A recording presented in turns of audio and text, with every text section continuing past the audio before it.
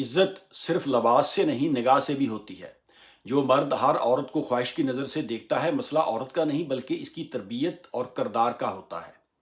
باحیا نگاہیں معاشرے کو محفوظ بناتی ہیں، جبکہ بے لگام نظریں ہر رشتے کی حرمت کو مجروح کر دیتی ہیں۔ اصل مرد وہ ہے جو اپنی نظر، زبان اور کردار تینوں کی حفاظت کرے۔ اسلام نے صرف عورت کو پردے کا حکم نہیں دیا، بلکہ مرد کو بھی سب سے پہلے نگاہیں نیچی رکھنے کا حکم دیا ہے۔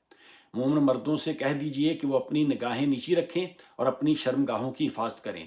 سورہ نور آیت نمبر 30۔ اس کے فوراً بعد مومن عورتوں کو پردے اور حیا کا حکم دیا گیا ہے، سورہ نور آیت نمبر 31 میں۔ اگر کوئی عورت اسلامی تعلیمات کے مطابق پردہ نہیں کرتی تو یہ اس کی ذمہ داری اور جواب دہی ہے، لیکن اس سے مرد کی ذمہ داری ختم نہیں ہو جاتی۔ مرد کو بھی اپنی نگاہ، کردار اور نفس کی حفاظت کرنی ہے۔ اسلام کسی ایک فریق کو نہیں بلکہ دونوں کو ان کی ذمہ داریاں یاد دلاتا ہے۔ معاشرہ تبھی بہتر بنتا ہے جب مرد بھی اپنی نگاہوں کی حفاظت کریں اور عورتیں بھی حیا اور پردے کا اہتمام کریں۔